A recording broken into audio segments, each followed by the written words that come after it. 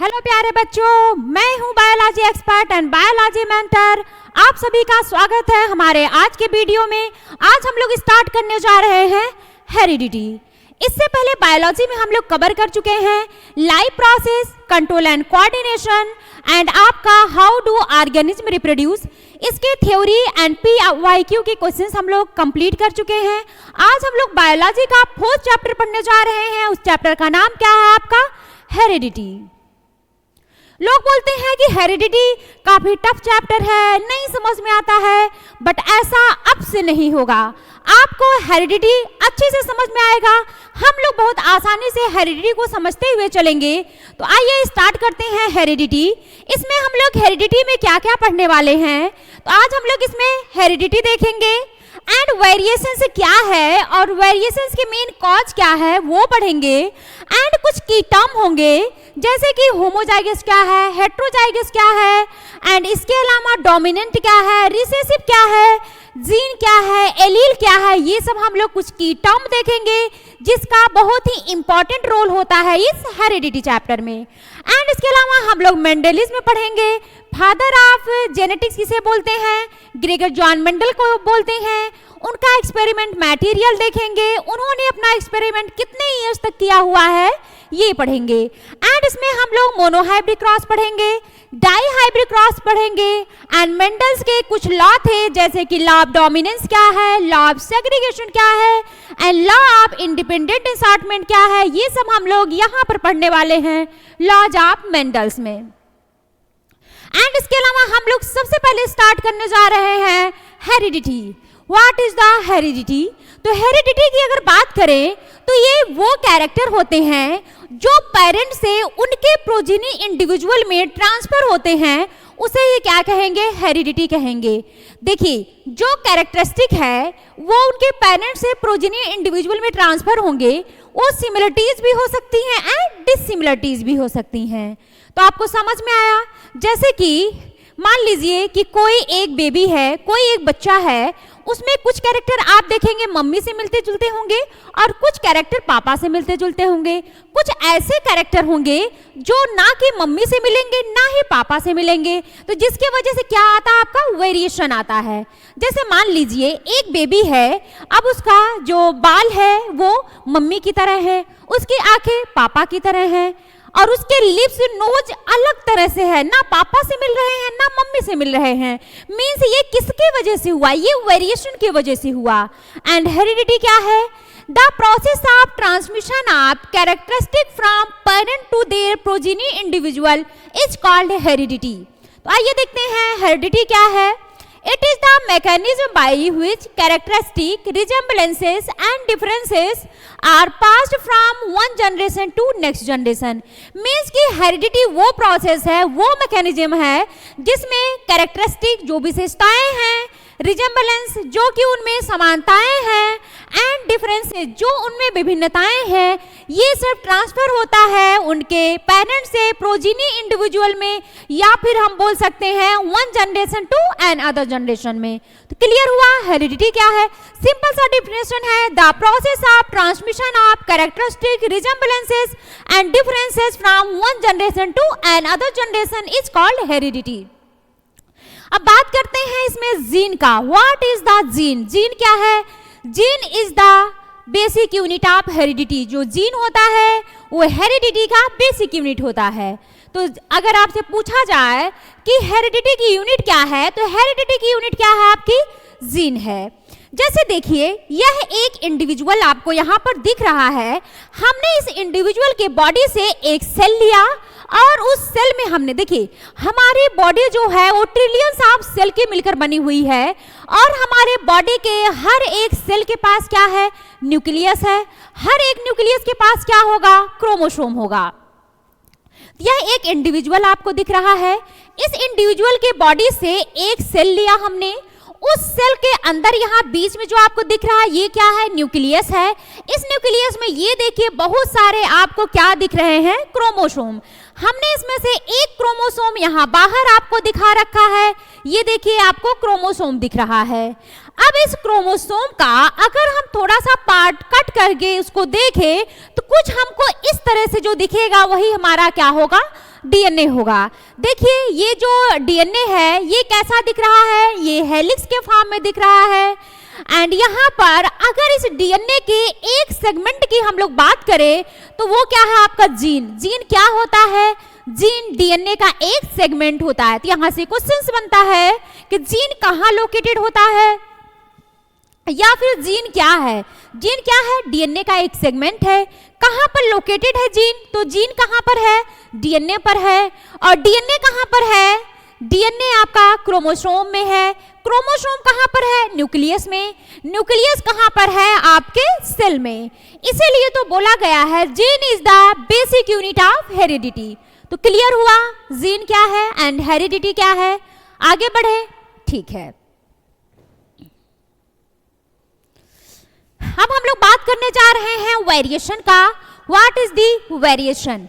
Variation की अगर बात करें तो सबसे पहले जैसे देखिए कोई एक इंडिविजुअल है, उसमें क्या है, उसकी जो आईज है वो मान लीजिए किसकी तरह है, उसके पापा की तरह है। उसके जो हेयर्स हैं वो मम्मी की तरह करली है। एंड इसके अलावा उसकी जो नोज है और जो उसके लिप्स है वो चेंज है। वो ना तो मम्मी से मिल रहे हैं ना पापा से मिल रहे हैं। मीन्स ये किसके वजह से, इसी की वजह से क्या आया है, वेरिएशन। ये जो वेरिएशन हमको देखने को मिल रहा है ये कैसे आता है, सेक्सुअल रिप्रोडक्शन से आता है। हम लोग हाउ डू ऑर्गेनिज्म में पढ़ चुके हैं। जिस टाइम पर जाइगोट का फॉर्मेशन होता है, जिस टाइम पर हाफ क्रोमोसोम मदर से एंड हाफ क्रोमोसोम फादर से मिल करके जाइगोट का फॉर्मेशन हो रहा होता है। एंड वहां पर वो जो जाइगोट में मल्टीपल डिवीजन होता है and more number of cell बनते हैं, उसी समय डीएनए का रेप्लिकेशन हो रहा होता है। वहां पर डीएनए की कॉपी बन रही होती है और वहां पर जो इंफॉर्मेशन होता है डीएनए में उसके सीक्वेंस में चेंज हो जाता है, जिसके वजह से हमें वेरिएशन देखने को मिलता है। वेरिएशन हमको कहां पर देखने को मिलेगा, सेक्सुअल रिप्रोडक्शन में देखने को मिलेगा। जब डीएनए की एक्स्ट्रा कॉपी बन रही होगी, डीएनए के सीक्वेंस में चेंज आएगा, जिसके वजह से हमें क्या देखने को मिलेगा, वेरिएशन देखने को मिलेगा। तो क्लियर हुआ वेरिएशन क्या है। आप देखते हैं जैसे मान लीजिए कि 2-3 भाई बहन हैं, उसमें से हर एक भाई बहन अलग दिखते हैं, जबकि उनमें 2 नोज है एंड जबकि उसमें 1 नोज है, 2 ईयर्स है एंड 2 आईज है। उसके बावजूद वो हर एक आपस में जो भाई बहन हैं एक दूसरे से अलग दिखेंगे, अपने मम्मी पापा से अलग दिखेंगे। ये किसके वजह से ऐसा है, तो वेरिएशन की वजह से है।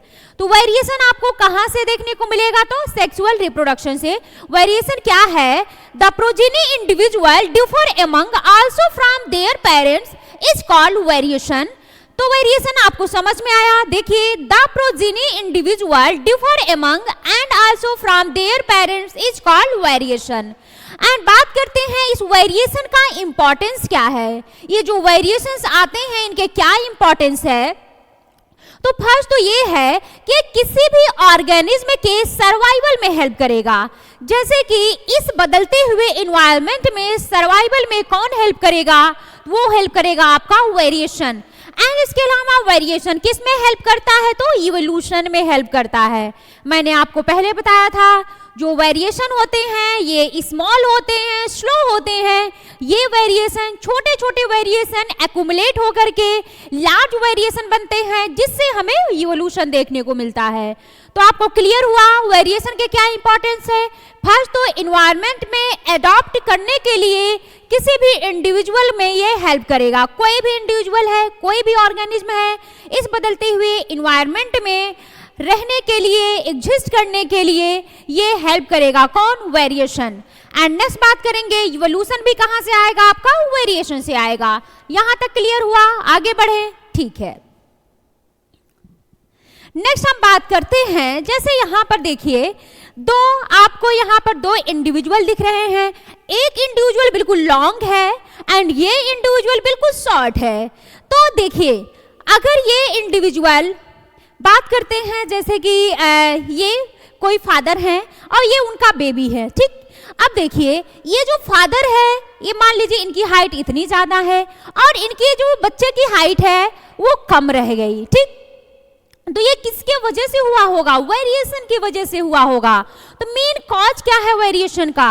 वेरिएशन क्यों आता है? तो वेरिएशन आने की दो वजह है। फर्स्ट आपका म्यूटेशन है, सेकंड आपका सेक्सुअल रिप्रोडक्शन है। तो सबसे ज्यादा जो मेन है, जो वेरिएशन हमारे लिए यूजफुल है, वो किसके वजह से आता है? तो सेक्सुअल रिप्रोडक्शन की वजह से आता है। म्यूटेशन के केस में मोस्टली क्या होता है? डिजीज्ड कंडीशन आ जाती है। तो हमारे लिए जो सबसे अच्छा है, जो हमें वेरिएशन देखने को मिलता है, जो हमारे लिए यूजफुल है, वो वेरिएशन कहाँ से आता है?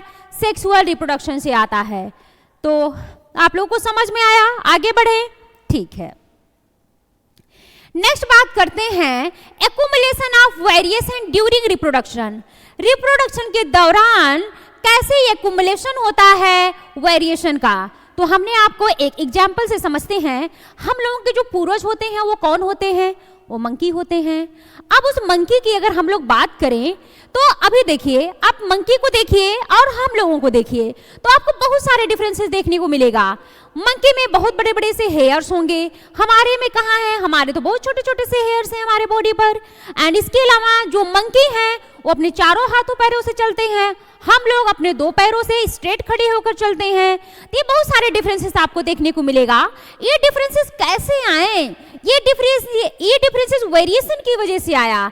उनके बीच में रिप्रोडक्शन हुआ होगा, कुछ वेरिएशन आया होगा, देन उनके बीच में इस तरह से प्रोसेस कंटिन्यू चलती होगी और धीरे धीरे वेरिएशन एक्युमुलेट होकर के लार्ज वेरिएशन आया होगा, जिससे आज हम लोग ऐसे दिख रहे हैं, जिससे हमें इवोल्यूशन देखने को मिला। तो मैं हाउ डू ऑर्गेनिज्म रिप्रोड्यूस में आपको पढ़ा चुकी हूँ। वहां पर भी आप लोग देखिए, इस चैप्टर को पढ़ने से पहले आप लोग हाउ डू ऑर्गेनिज्म रिप्रोड्यूस जरूर पढ़िएगा, तो और भी अच्छे से आपको समझ में आएगा। वैसे भी आपको यहाँ से भी समझ में आ जाएगा, लेकिन वहां से पढ़ेंगे तो आपका बेस काफी स्ट्रांग होगा। तो आइए हम लोग आगे बढ़ते हैं। ये देखिए, इन asexually reproducing organism there would be only very minor variation due to small inaccuracy in DNA copy। लोग बोलते हैं कि सेक्सुअल रिप्रोडक्शन से वेरिएशन आता है, ये सही है, हमने आपको प्रोसेस भी बताया था। लेकिन एसेक्सुअल रिप्रोडक्शन में भी वेरिएशन हमें देखने को मिलता है। वो वेरिएशन इतना माइनर होता है, इतना स्मॉल चेंज होता है कि वो हम लोग नोटिस ही नहीं कर पाते हैं। तो वेरिएशन एसेक्सुअल रिप्रोडक्शन में भी हमें देखने को मिलेगा, बट वो कैसा होगा? बहुत ही माइनर होगा। उनमें भी वो माइनर वेरिएशन धीरे धीरे एक्युमुलेट होकर के लार्ज वेरिएशन हो सकता है। तो एसेक्सुअल रिप्रोडक्शन में जो वेरिएशन होगा वो कैसा होगा? वो माइनर होगा। जिस टाइम पर वहां भी डीएनए की कॉपी हो रही होगी, उसी समय सीक्वेंस में चेंज होने की वजह से माइनर वेरिएशन आता है। तो एसेक्सुअल रिप्रोडक्शन में भी हमको माइनर वेरिएशन देखने को मिलेगा, वेरी माइनर है, बहुत ही स्मॉल वेरिएशन है ये। एंड बात करते हैं सेक्सुअली रिप्रोड्यूसिंग की, तो किसी भी ऑर्गेनिज्म में अगर सेक्सुअल रिप्रोडक्शन हो रहा है तो वहां पर हमें कैसा वेरिएशन देखने को मिलेगा? तो ग्रेट वेरिएशन। एसेक्सुअल रिप्रोडक्शन में हमें कैसा वेरिएशन देखने को मिलेगा? Very minor variation. एंड जबकि सेक्सुअल रिप्रोडक्शन में हमें ग्रेट वेरिएशन देखने को मिलेगा। ये वेरिएशन कैसे आता है? तो सेक्सुअल रिप्रोडक्शन से आता है। कब? जब डीएनए की कॉपी बन रही होती है, तो डीएनए के सीक्वेंस में चेंज की वजह से हमें वेरिएशन देखने को मिलता है। एंड इसके अलावा ये दोनों पॉइंट आप लोग ध्यान रखिएगा, एसेक्सुअल रिप्रोडक्शन में वेरी माइनर वेरिएशन देखने को मिलेगा एंड सेक्सुअल रिप्रोडक्शन में हमें ग्रेट वेरिएशन देखने को मिलेगा। एंड बात करते हैं inherit the characteristic from both parents but way they combine makes the offspring unique. Sexual reproduction से क्या होगा? अलग अलग इंडिविजुअल से क्रोमोसोम आते हैं, वो मिलकर के एक ऑफस्प्रिंग बनाते हैं। वो ऑफस्प्रिंग बिल्कुल यूनिक होगा। क्यों यूनिक होगा? क्योंकि उस ऑफस्प्रिंग में, उस न्यू इंडिविजुअल में कुछ कैरेक्टर उसके मम्मी से आएंगे एंड कुछ कैरेक्टर उसके पापा से आएंगे। तो वो जो इंडिविजुअल होगा वो बिल्कुल यूनिक होगा। तो आपको समझ में आया? आगे बढ़ें, ठीक है।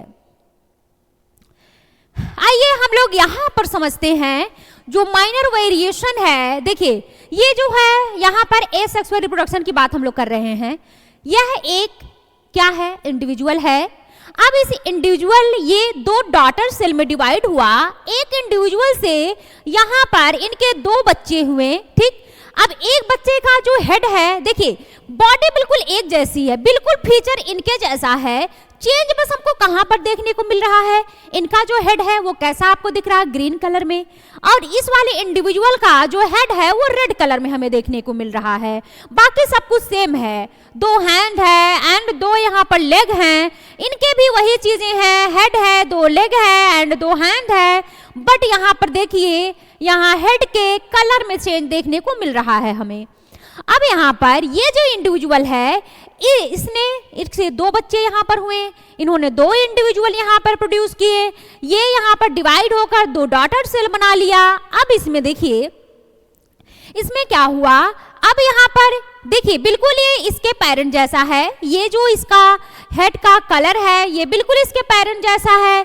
यहाँ पर चेंज देखने में आ रहा है, इसकी हाफ बॉडी देखिए कैसी हो जा रही है, स्काई ब्लू कलर की, और इसकी हाफ बॉडी कैसी हो जा रही है यहाँ पर रेड कलर में। अब देखिए यहाँ पर आपको देखिए वेरिएशन एक्युमुलेट हुआ होगा। अब देखिए यहाँ लार्ज वेरिएशन देखने को मिला, इसका और इसके कंपैरिजन में हमको ज्यादा चेंज देखने को मिल रहा है, लेकिन इसका और इसका आप कंपैरिजन करें तो बहुत ही माइनर डिफरेंस आपको देखने को मिल रहा है। लेकिन इनका और इनका अगर हम लोग देखें कंपैरिजन करें तो यहाँ पर हमें मेजर डिफरेंस देखने को मिल रहा है। ऐसे ही मंकी से हम लोग भी बने तो हम लोगों से जैसे मंकी के बाद जो भी आए होंगे, जैसे आपके ऑस्ट्रेलोपिथेकस है, देन आपके होमो हैबिलिस, ये सारी चीजें हैं, देन आपका होमो सैपियंस आया, तो उनके बीच में सिमिलरिटी मंकी थोड़ा ज्यादा मिलती जुलती होगी, बट मंकी का और हम लोगों में होमो सैपियंस में अगर देखा जाए तो ज्यादा वेरिएशन देखने को मिलता है। जैसे यहाँ पर अब देखिए यहाँ पर ये इंडिविजुअल है, इसका हेड रेड है, ये इसका 2 इंडिविजुअल इससे बने, ये डिवाइड होकर 2 इंडिविजुअल बना लिया। अब देखिए हेड तो ये बिल्कुल अपने पेरेंट जैसे यहाँ पर दिख रहे हैं। अब इसका जो हाफ बॉडी पार्ट कैसा है, येलो कलर है, इसका हाफ बॉडी पार्ट कैसा है, ग्रीन कलर है। तो देखिए यहाँ इनके और इनके बीच में कम डिफरेंस दिख रहा है, माइनर डिफरेंस दिख रहा है, इनका इनके बीच में भी माइनर डिफरेंस दिख रहा है, लेकिन इनका अगर इनसे आप देखेंगे तो हमको मेजर डिफरेंस देखने को मिलेगा। तो वेरिएशन कैसा है, वेरिएशन स्मॉल होता है, एक्युमुलेट होकर लार्ज वेरिएशन देखने को मिलता है, जिसकी वजह से क्या आता है, इवोल्यूशन आता है।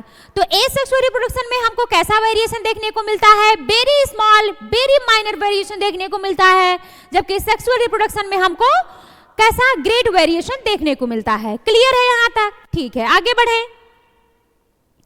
अब नेक्स्ट बात करते हैं टाइप ऑफ ट्रेड्स। अगर ट्रेड्स की बात करें तो ट्रेड्स कितने टाइप के होते हैं, तो ट्रेड्स 2 टाइप के होंगे। फर्स्ट आपका होगा कौन सा ट्रेड, एक्वायर्ड ट्रेट होगा, एंड सेकंड आपका कौन सा होगा, इनहेरिटेड ट्रेट होगा। बात करते हैं एक्वायर्ड ट्रेट का। देखिए जो एक्वायर्ड ट्रेट होता है वो हम अपने लाइफ टाइम में जो एक्वायर करते हैं वो आपका एक्वायर्ड ट्रेट है। इनहेरिटेड ट्रेट क्या है, जो इनहेरिटेड ट्रेट होता है ये हमें बाय बर्थ मिलता है। जो इनहेरिटेड ट्रेट है वो हमें बाय बर्थ मिलता है। जैसे कि कोई बच्चा है, उसका आई का जो कलर है वो उसकी मम्मी का है, जो हेयर है वो उसके पापा को पड़ा हुआ है, तो ये कैसा है, ये इनहेरिटेड कैरेक्टर है, ये इनहेरिटेड ट्रेट है। और बात करते हैं एक्वायर्ड का, जैसे बाय बर्थ हमारे जन्म होने के बाद हम लोग सिंगिंग करना सीखते हैं, स्विमिंग करना सीखते हैं, हम लोग लिखना सीखते हैं, ये सारी चीजें ये सब एक्वायर्ड ट्रेट है जो हम अपने लाइफ टाइम में एक्वायर करते हैं। जो एक्वायर्ड ट्रेट होता है वो पेरेंट से उनके प्रोजेनी इंडिविजुअल में ट्रांसमिट नहीं होता है, जबकि जो इनहेरिटेड ट्रेट है वो उनके पेरेंट से उनके प्रोजेनी इंडिविजुअल में ट्रांसमिट होंगे। जैसे एक्वायर्ड ट्रेट में आपका क्या क्या आ जाएगा, जैसे कि जो पियर्स्ड एयर है, जो लोग कान है, कान में लोग होल बना देते हैं उसमें रिंग वगैरह पहनने के लिए, तो ये देखिए ये एक्वायर्ड ट्रेट है। ऐसा नहीं है कि एक बार किसी के कान में पियर्सिंग कर दी गई है तो उनकी जो नेक्स्ट जनरेशन आएगी उसमें ऑलरेडी कान में पियर्स्ड हो, ऐसा नहीं होता है। एंड लार्ज मसल साइज, जैसे कि आप लोग देखते हैं आजकल लोग डोलो सोलो बना के रखते हैं, अपना ये बाइसेप ट्राइसेप से बना के रखते हैं, तो आप लाइफ टाइम में अचीव करते हैं। ये उनके पेरेंट से प्रोजीनी इंडिविजुअल में ट्रांसमिट नहीं होगा। जैसा कि एक पहलवान का बेटा कोई जरूरी नहीं है कि वो पहलवान ही हो, तो ऐसा जो आपका एक्वायर्ड ट्रेट है वो आपका एक जनरेशन से दूसरे जनरेशन में ट्रांसमिट नहीं होता है, जबकि जो इनहेरिटेड ट्रेट है वो उनके पेरेंट्स से प्रोजीनी इंडिविजुअल में ट्रांसमिट होते हैं। तो इनहेरिटेड कैरेक्टर आपका क्या है, जैसे कि आई का कलर हो गया एंड स्किन का कलर हो गया, हेयर्स कैसा है, घुघराले है, स्ट्रेट है, कैसे हैं, ये सब आपके कैसे हैं, तो इनहेरिटेड ट्रेट है। तो आपको समझ में आया एक्वायर्ड ट्रेट क्या है एंड इनहेरिटेड ट्रेट क्या है। एक्वायर्ड ट्रेट जो होता है इसमें रिप्रोडक्शन का कोई भी रोल नहीं होता है, जबकि इनहेरिटेड ट्रेट में रिप्रोडक्शन का ही रिजल्ट होता है, जिसमें डीएनए के सीक्वेंस में चेंज होने की वजह से हमको देखने को मिलता है। तो क्लियर हुआ एक्वायर्ड ट्रेट क्या है, इनहेरिटेड ट्रेट क्या है। एक्वायर्ड ट्रेट हमें बाय बर्थ नहीं मिलता है, हम लाइफ टाइम में अचीव करते हैं एक्वायर्ड ट्रेट, जबकि इनहेरिटेड ट्रेट हमको बाय बर्थ मिलता है। एक्वायर्ड ट्रेट जो है वो एक जनरेशन से दूसरे जनरेशन में ट्रांसमिट नहीं होते हैं, जबकि इनहेरिटेड ट्रेट एक जनरेशन से दूसरे जनरेशन में ट्रांसमिट होते हैं। एक्वायर्ड ट्रेट का एग्जांपल हो गया pierced year, large muscle size हो गए, जबकि इनहेरिटेड ट्रेट का एग्जांपल आपका हो गया कलर ऑफ आई, स्किन या फिर हेयर। क्लियर है, आगे बढ़े, ठीक है। अब हम लोग बात करते हैं, यहाँ पर कुछ बेसिक टर्म है वो समझते हैं। सबसे पहले बात करते हैं क्रोमोसोम का। हमने आपको पहले ही बताया था क्रोमोसोम कैसे बनता है। जो क्रोमैटिन होते हैं वही कंडेंस एंड क्वाइल्ड होकर के क्या बना लेते हैं, वही बनाते हैं क्रोमोसोम। तो देखिए जो chromosome is a thread like structure made up of DNA. जो क्रोमोसोम होता है वो थ्रेड लाइक स्ट्रक्चर होता है, जो कि बना किसका होता है, डीएनए का। देखिए मैंने आपको बताया था जो क्रोमैटिन होता है वो किसका बना होता है, डीएनए एंड हिस्टोन प्रोटीन का बना होता है, और chromatin he condense and coiled होकर क्या बनाता है, क्रोमोसोम बनाता है। नेक्स्ट बात करते हैं हैप्लॉइड क्या है, डिप्लॉइड क्या है। हैप्लॉइड सेल में only one set of chromosome होता है।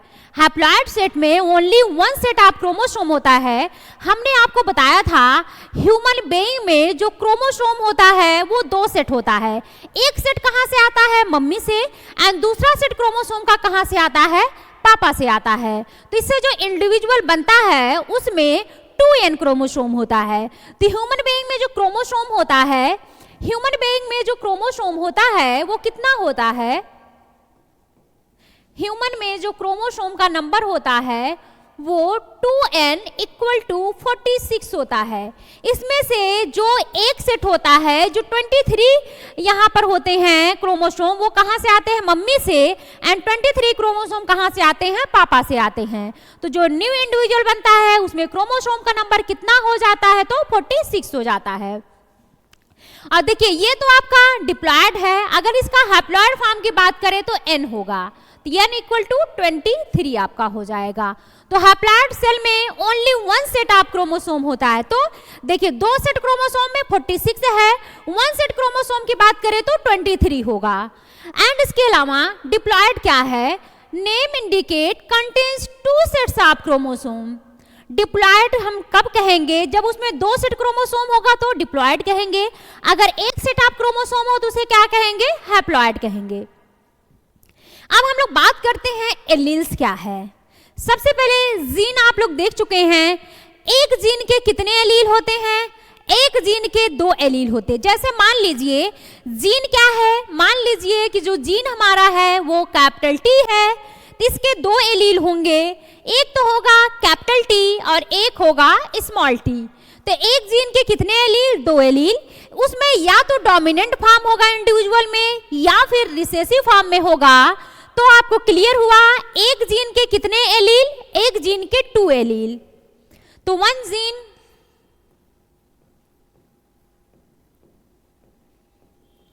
जीन के कितने एलील, 2 एलील।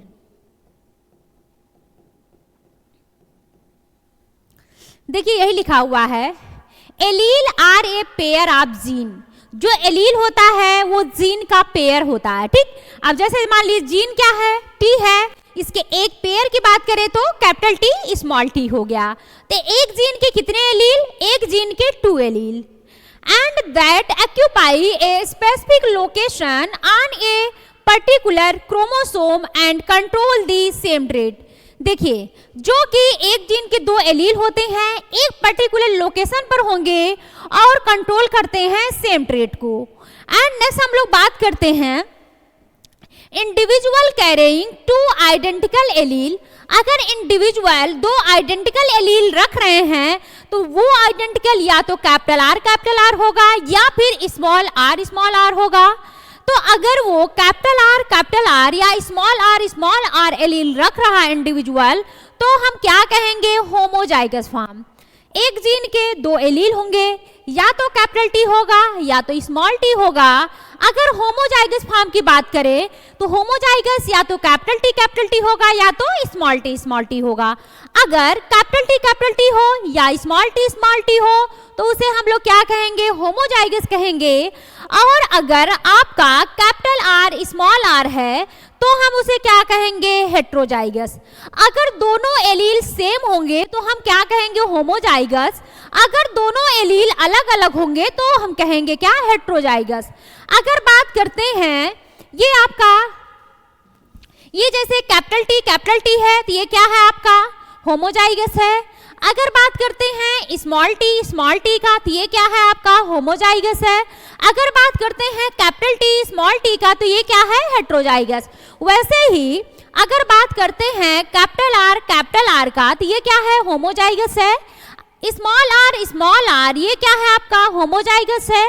अगर बात करते हैं कैपिटल आर स्मॉल आर का तो ये क्या है? आपके हेट्रोजाइगस है. तो समझ में आया, अगर एक इंडिविजुअल में सेम टाइप का एलील है तो होमोजाइगस, अगर डिफरेंट टाइप का एलील है तो हेट्रोजाइगस. क्लियर है? ठीक है. अब नेक्स्ट बात करेंगे डोमिनेंट ट्रेट क्या है एंड रिसेसिव ट्रेट क्या है. ये कुछ बेसिक टर्म है जो कि हेरिडिटी के लिए बहुत ही ज्यादा इंपॉर्टेंट है. इसको हम लोग समझते हुए चलेंगे. सबसे पहले बात करते हैं डोमिनेंट ट्रेट का.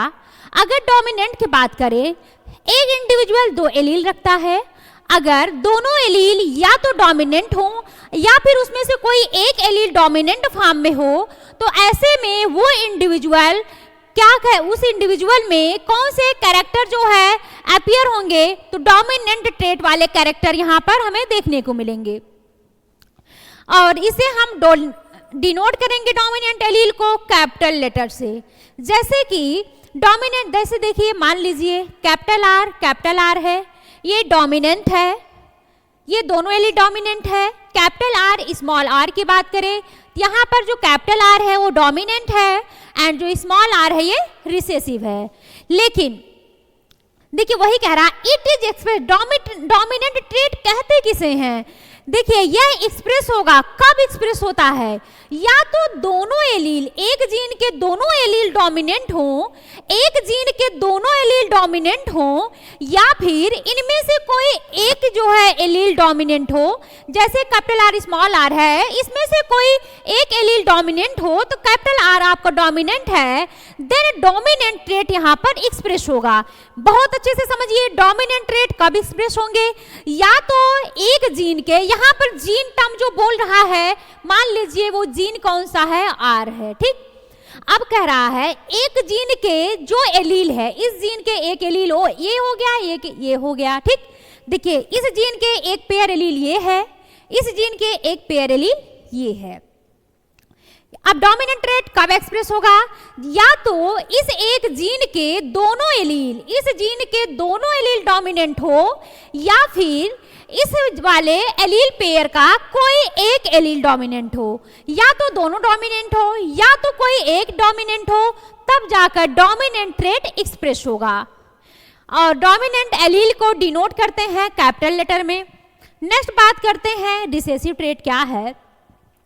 रिसेसिव ट्रेट तभी एक्सप्रेस होगा जब यहाँ पर जो है both allele of a gene are recessive. अगर एक जीन के दोनों एलील रिसेसिव हों, डोमिनेंट हम कब कहेंगे? जब कैपिटल लेटर में होंगे. रिसेसिव कब कहेंगे? जब स्मॉल लेटर में हो. एक जीन के दोनों एलील, जैसे जीन क्या है आपका? ये आपका जीन हो गया. एलील इसके हो गए, दो एलील की बात कर रहा है, स्मॉल आर रिसेसिव की बात कर रहा है ना, तो स्मॉल आर होगा। ऊपर यहाँ डोमिनेंट की बात कर रहा था तो कैपिटल आर है। तो देखिए रिसेसिव ट्रेट कब एक्सप्रेस होगा, एक जीन के जब दोनों एलील रिसेसिव फॉर्म में होंगे तब जाकर रिसेसिव ट्रेट एक्सप्रेस होगा। एंड रिसेसिव ट्रेट को एंड रिसेसिव एलील को हम लोग डिनोट करते हैं स्मॉल लेटर में। रिसेसिव ट्रेट को हम लोग किससे डिनोट करते हैं, तो स्मॉल लेटर में। क्लियर हुआ? ठीक है। नेक्स्ट बात करते हैं जीनोटाइप क्या है एंड फिनोटाइप। अच्छे से इसको समझते हुए चलिएगा, आगे इन सबके बहुत सारे रोल हैं। सबसे पहले बात करते हैं जीनोटाइप। जीनोटाइप का मतलब होता है जब हम किसी इंडिविजुअल के क्या जेनेटिक मेकअप को देखते हैं, तो जो इंडिविजुअल बना हुआ है उसका जेनेटिक मेकअप कैसा है, वो कैपिटल आर का बना है या कैपिटल आर का बना है या स्मॉल आर का बना हुआ है, यही आपका क्या कहलाएगा, जीनोटाइप। एंड फिनोटाइप क्या है? फिनोटाइप अगर हम बाहर से ही देखकर एक्सटर्नल अपीयरेंस को देखकर ही उसके कैरेक्टरिस्टिक को बता दे तो यही आपका क्या कहलाएगा, फिनोटाइप। तो फिनोटाइप क्या है एंड जीनोटाइप क्या, समझ में आया? फिनोटाइप क्या है? एक्सटर्नल अपीयरेंस के बेसिस पर किसी इंडिविजुअल को डिफाइन करें कि अगर बाहर से देख के पता चल रहा है कि इसका कलर कैसा है, वायलेट है, इसका कलर कैसा है, व्हाइट है, तो हमको बाहर से ही देखने में पता चल जा रहा है, तो इसे हम लोग क्या कहेंगे, फिनोटाइप कहेंगे।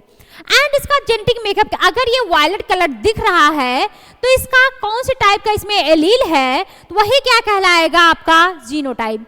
जैसे कैपिटल बी का बना होगा तो हमें पर्पल कलर दिखेगा, तो ये आपका जो कैपिटल बी है ये जीनोटाइप है। जो पर्पल कलर हम बता रहे हैं, बाहर से देख के बता रहे हैं, ये आपका क्या है, फिनोटाइप। ये भी आपका पर्पल कलर है, लेकिन यहाँ पर जो इसका जीनोटाइप है, जो इसका जेनेटिक मेकअप है, वो क्या है आपका, कैपिटल बी स्मॉल बी। ये इसका कलर हमको कैसा दिख रहा है, व्हाइट दिख रहा है। इसका जेनेटिक मेकअप कैसा होगा, स्मॉल बी। तो देखिए, ये देखिए अभी हमने बोला था डोमिनेंट ट्रेट कब एक्सप्रेस होंगे, जब एक जीन के दोनों एलील किस फॉर्म में हो, डोमिनेंट फॉर्म में हो तो एक्सप्रेस होगा। एंड या फिर उस दोनों एलील का कोई एक एलील जो है डोमिनेंट फॉर्म में हो तो जाकर डोमिनेंट ट्रेट एक्सप्रेस होगा। तो ये जो कलर आपका पर्पल है ये डोमिनेंट कलर है, और जो व्हाइट होता है ये कैसा होता है, रिसेसिव होता है। रिसेसिव हमें कब देखने को मिलेगा, तो जब एक जीन के दोनों एलील किस फॉर्म में हो, रिसेसिव फॉर्म में हो, तो वो हमें कैसा देखने को मिलेगा, यहाँ पर रिसेसिव ट्रेट देखने को मिलेगा। तो आपको क्लियर हुआ फिनोटाइप क्या है एंड जीनोटाइप क्या है। एक्सटर्नल अपीयरेंस के बेसिस पर अगर इंडिविजुअल को डिफाइन करें तो उसे कहेंगे फिनोटाइप, जैसे कि इंडिविजुअल का कलर कैसा है, इंडिविजुअल की हाइट क्या है, ये आपका क्या है, फिनोटाइप।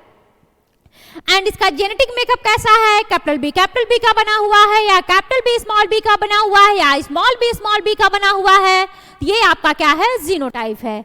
क्लियर है? आगे बढ़ें। ठीक है, अब नेक्स्ट बात करते हैं हम लोग ग्रेगर जॉन मेंडल का। इस हेरिडिटी चैप्टर में बेसिकली हमें इन्हीं को पढ़ना है, इनके लॉ को पढ़ना है एंड इनके एक्सपेरिमेंट को पढ़ना है। बात करते हैं ग्रेगर जॉन मेंडल को, तो ग्रेगर जॉन मेंडल को क्या कहते हैं, फादर ऑफ जेनेटिक्स कहते हैं। इनके बर्थ एंड डेथ की बात करें तो 1822 में इनका बर्थ हुआ था एंड 1884 में इनका डेथ हुआ था। इन बीच में इन्होंने ऐसे बहुत सारे एक्सपेरिमेंट किए जो कि हम लोग जेनेटिक्स चैप्टर में, इस हेरिडिटी चैप्टर में पढ़ते हैं। तो सबसे पहले बात करते हैं, ये जो यहाँ पर फोटो दिख रही है ये किसकी फोटो है, तो ये फोटो है ग्रेगर जॉन मेंडल की। ग्रेगर जॉन मेंडल का एक्सपेरिमेंट मटेरियल क्या था, तो इनका जो एक्सपेरिमेंट मटेरियल था वो गॉर्डन पी था पाइसम सटाइवम। जो पाइसम सटाइवम है ये इसका बायोलॉजिकल नेम है, तो ये ध्यान रखिएगा। ग्रेगर जॉन मेंडल का जो एक्सपेरिमेंट मटेरियल था वो गॉर्डन पी था पाइसम सटाइवम। वहीं पर बात करते हैं duration of experiment. Gregor John Mendel ने कितने सालों तक इस गॉर्डन के पी पर अपना एक्सपेरिमेंट किया, तो कितने सालों तक इन्होंने किया था, 7 ईयर तक किया था। 1856 से 1863 तक किया था। एंड नेक्स्ट बात करते हैं इनके एक्सपेरिमेंट का नाम क्या है, तो इनके एक्सपेरिमेंट का नाम था हाइब्रिडाइजेशन एक्सपेरिमेंट। ग्रेगन जॉन मेंडल के एक्सपेरिमेंट का नाम क्या था? Hybridization experiment. एंड मेंडल का जो वर्क था वो पब्लिश कब हुआ था? वो 1865 में पब्लिश हुआ था। मेंडल का जो वर्क था वो अनरिकॉग्नाइज्ड रह गया था कितने सालों तक? तो 35 इयर्स तक अनरिकॉग्नाइज्ड क्यों रह गया था? बिकॉज उस समय कम्युनिकेशन प्रॉब्लम थी। तो आज के टाइम पर तो बहुत सारे सोशल मीडिया ये सब चीज़ें चल रही हैं, तो किसी भी इंडिविजुअल का टैलेंट बाहर आने में टाइम नहीं लगता है। बट पहले के टाइम में ये सारी चीज़ें नहीं थी, जिसके वजह से लोगों का टैलेंट उन्हीं तक सीमित रह जाता था। उसी में से एक थे ग्रेगर जॉन मेंडल, जिन्होंने एक्सपेरिमेंट किए, जिन्होंने बहुत सारी चीज़ें बताई, बट कम्युनिकेशन प्रॉब्लम की वजह से ये अनरिकॉग्नाइज रह गए थे 35 ईयर्स तक। 35 ईयर्स तक इनके जो एक्सपेरिमेंट थे वो अनरिकॉग्नाइज थे, किसी को मालूम नहीं था। एंड नेक्स्ट हम लोग बात करते हैं, जो मेंडल का वर्क था वो रीडिस्कवर कब हुआ? 1900 में रीडिस्कवर हुआ 3 डिफरेंट साइंटिस्ट के थ्रू। वो 3 साइंटिस्ट कौन थे? Mister Correns and Hugo de Vries and Tschermak. इन तीनों लोगों ने मिलकर के 1900 में मेंडल्स के लॉ को रीडिस्कवर किया, जो कि आज हम लोग पढ़ रहे हैं। अब हम लोग बात करते हैं मेंडल के एक्सपेरिमेंट का। तो मेंडल ने जो एक्सपेरिमेंट किया था वो किस पर किया था? पाइसम सटाइवम पी प्लांट पर किया था। कितने साल तक किया? 7 इयर्स तक किया। इनके एक्सपेरिमेंट का नाम क्या था? हाइब्रिडाइजेशन एक्सपेरिमेंट नाम था। एंड इन्होंने पी प्लांट लिया था। क्यों लिया था पी प्लांट? क्योंकि जो पी का प्लांट का जो लाइफ स्पान है वो कम होता है। एंड इसके अलावा जो है ये जो फ्लावर होते हैं बाइसेक्सुअल होते हैं, कम टाइम में ज़्यादा प्रोजीनी मिल सकते थे, इस वजह से मेंडल ने पी प्लांट ही लिया था। और आसानी से इसे ग्रो भी करवाया जा सकता है पी प्लांट को। तो बात करते हैं मेंडल्स एक्सपेरिमेंट का।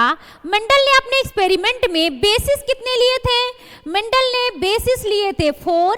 एंड मेंडल ने कैरेक्टर कितने लिए थे? तो मेंडल ने जो कैरेक्टर लिए थे वो 7 कैरेक्टर लिए थे। और इन्होंने ट्रेट कितना लिया था? ट्रेट इन्होंने लिया था 14। ये जो आपके ट्रेट हैं वो कितने थे? 14 थे। तो क्लियर हुआ? मेंडल ने अपने एक्सपेरिमेंट में बेसिस कितने लिए थे? तो बेसिस इन्होंने लिया था 4। मेंडल ने बेसिस कितने लिए थे? तो बेसिस इन्होंने 4 लिया था। कैरेक्टर कितना लिया था? मेंडल ने 7 लिया था। ट्रेट इन्होंने कितना लिया था? 14। ट्रेट में डोमिनेंट एंड रिसेसिव दोनों को कंसीडर करेंगे। ट्रेट में डोमिनेंट एंड रिसेसिव दोनों को कंसीडर करेंगे। आइए अब हम काउंट करते हैं। बेसिस की बात करें तो मेंडल ने बेसिस क्या क्या लिया था? पी प्लांट का उन्होंने स्टेम लिया था फर्स्ट। सेकेंड उन्होंने क्या? फ्लावर। थर्ड क्या उन्होंने लिया था? पॉड। एंड फोर्थ उन्होंने क्या लिया था? सीड। ये 4 बेसिस थे। कैरेक्टर कितने थे? 7 थे। देखिए स्टेम का इन्होंने क्या लिया था? हाइट लिया था। एंड फ्लावर का कलर एंड पोजीशन लिया था। एंड पॉड का कलर एंड शेप लिया था। एंड सीड का कलर एंड शेप लिया था। टोटल काउंट करिए कितने हैं आपके ये 7 कैरेक्टर। 1 2 3 4 5 6 7 टोटल कैरेक्टर कितने इन्होंने लिए थे? 7 लिए थे।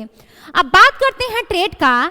तो इन्होंने जो हाइट लिया था तो डोमिनेंट उस हाइट का क्या होगा? टॉल होगा। एंड हाइट का रिसेसिव क्या होगा? डॉर्फ होगा। हमने डोमिनेंट के लिए आपको क्या बोला था?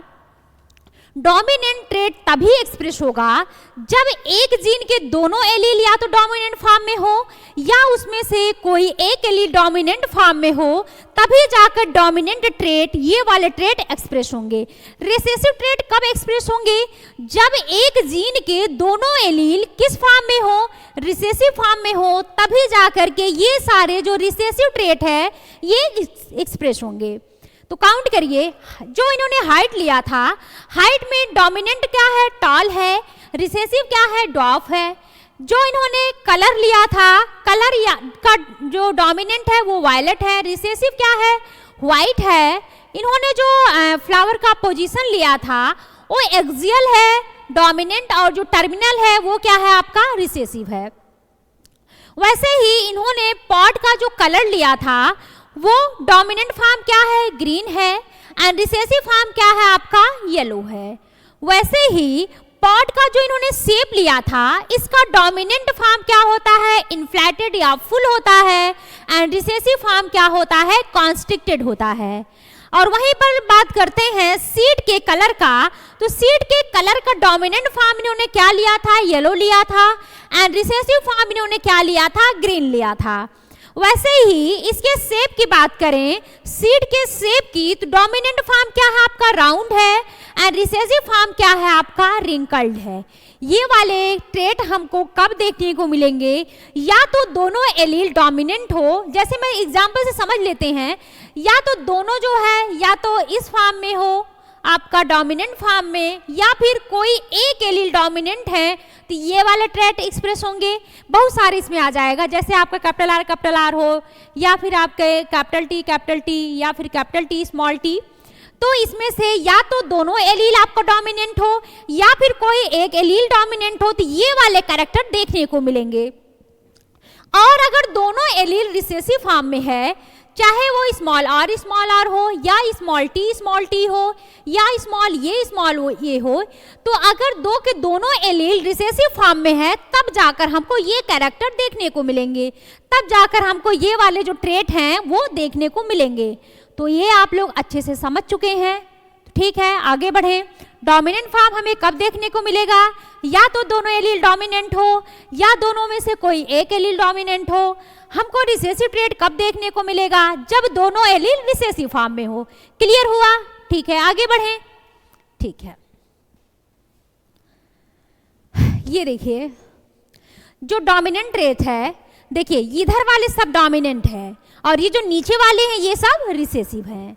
तो उन्होंने जो फ्लावर का कलर लिया था, कलर का जो डोमिनेंट फॉर्म है वो क्या है, पर्पल है। देखिए पर्पल ये डोमिनेंट है, तो और इसका जो है आपका रिसेसिव फॉर्म में आपका क्या है, व्हाइट है। इसका मतलब इसके जो डोमिनेंट ट्रेट है, तो इसका जो कलर है ये कैसा रहा होगा, इसका जो जीनोटाइप है, क्या हम इसको मान लीजिए आर से डिनोट कर लेते हैं समझने के लिए आपके।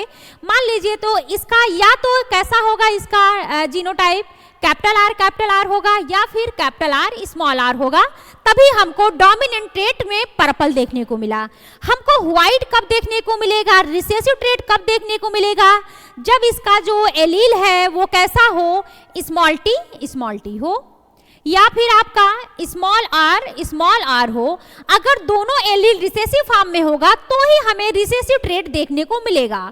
वैसे ही ये देखिए प्लांट की जो हाइट है उसका डोमिनेंट फॉर्म टॉल होगा एंड रिसेसिव फॉर्म क्या होगा हमारा यहाँ पर, तो रिसेसिव फॉर्म यहाँ पर शॉर्ट होगा।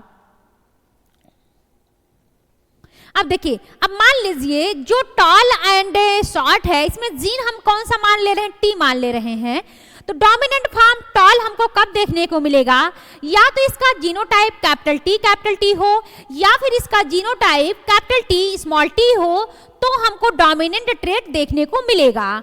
और हमको रिसेसिव ट्रेट देखने को कब मिलेगा, शॉर्ट देखने को कब मिलेगा, जब इसमें दोनों एलील रिसेसिव फॉर्म में हो। अगर दोनों एलील रिसेसिव फॉर्म में होंगी तभी हमको रिसेसिव ट्रेट ये वाले कलर देखने को मिलेंगे। ये वाले हाइट, ये वाले कलर, नीचे वाले जितने हैं हमको कब देखने को मिलेंगे, जब इनके दोनों एलील रिसेसिव फॉर्म में होंगे, स्मॉल लेटर में होंगे। डोमिनेंट हमको कब देखने को मिलेगा, इधर ऊपर वाले हमको ये सब कब देखने को मिलेगा, जब इसके दोनों एलील या तो डोमिनेंट फॉर्म में हो या फिर दोनों एलील में से कोई एक एलील डोमिनेंट हो, तो हमको ये डोमिनेंट ट्रेट देखने को मिलेगा। जैसे सीड का कलर है, अब ये देखिए यहाँ पर येलो है और ये कैसा है, ग्रीन है। तो डोमिनेंट फॉर्म येलो हमें कब देखने को मिलेगा, या तो इसका जो दोनों एलील है या तो कैपिटल वाई हो या फिर कैपिटल वाई स्मॉल वाई हो। और ये हमको रिसेसिव कब देखने को मिलेगा, ग्रीन कब देखने को मिलेगा, जब इसके दोनों एलील स्मॉल वाई हो। क्लियर है? आगे बढ़े। अब बात करते हैं सीड का शेप का। हमें ये राउंड कब देखने को मिलेगा, ये सीड हमें राउंड कब देखने को मिलेगा और कब रिंकल्ड। देखिए डोमिनेंट हमें तभी देखने को मिलेगा जब इसके दोनों एलील, यहाँ मान लेते हैं आर से डिनोट कर लेते हैं, या तो इसके दोनों एलील डोमिनेंट हो या फिर इसमें से कोई एक एलील डोमिनेंट हो तो हमको डोमिनेंट ट्रेट देखने को मिलेगा। रिसेसिव ट्रेट हमको देखने को कब मिलेगा? जब इसके दोनों एलील रिसेसिव फॉर्म में हो।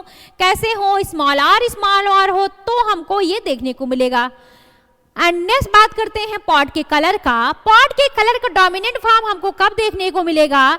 जब इसके दोनों एलील कैसे हो? दोनों एलील डोमिनेंट हो या फिर दोनों एलील में से कोई एक एलील डोमिनेंट हो तो हमको ये ग्रीन देखने को मिलेगा। अगर दोनों स्मॉल लेटर में होंगे तो हमको रिसेसिव देखने को मिलेगा। ऐसे ही पॉट का शेप इन्फ्लेटेड एंड फुल है, इसमें देखिए।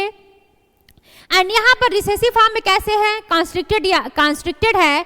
देखिए इतना मैंने बता दिया कि कब हमको देखने को मिलेंगे तो ये आप समझ लीजिएगा।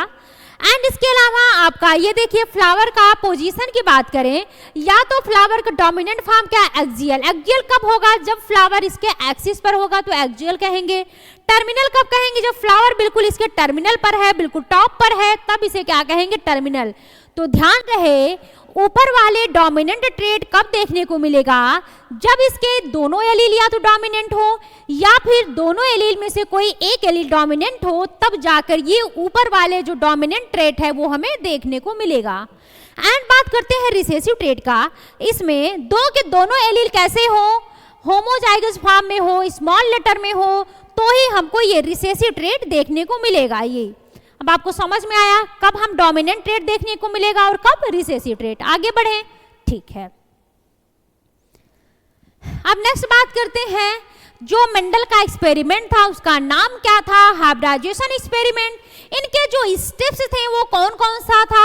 सबसे पहले सिलेक्शन करेंगे पेरेंट्स का, देन इसके बाद इमैस्कुलेशन। इमैस्कुलेशन क्या है? Removal of anther. इमैस्कुलेशन जैसे देखिए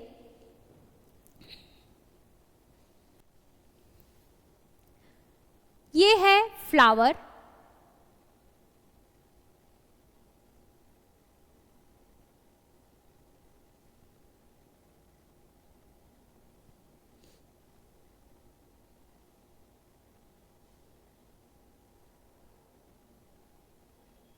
ये है फ्लावर।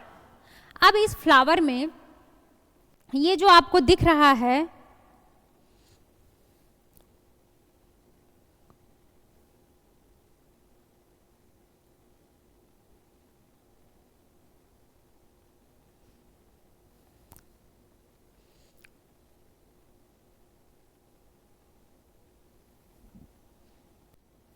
ये आपका क्या है? फीमेल रिप्रोडक्टिव पार्ट है, गायनोशियम है। और ये जो आपको दिख रहा है ये क्या है? आपका एंथर है। ये जो आपको दिख रहा है ये क्या है? आपका एंथर है, जो कि मेल रिप्रोडक्टिव पार्ट है। अब देखिए इस फ्लावर में से इस एंथर के रिमूवल को, ये जो आपका एंथर है इसके रिमूवल को ही क्या बोल देते हैं? इमैस्कुलेशन। ये वाला ये जो पूरा है ये क्या है? एंड्रोसियम है, मेल रिप्रोडक्टिव पार्ट है। इसके दो होते हैं स्टमन के, एक एंथर होता है और ये क्या है? आपका फिलामेंट है। तो इस एंथर का के रिमूवल को ही क्या कहेंगे? इमैस्कुलेशन। तो इमैस्कुलेशन क्या है? Removal of anther.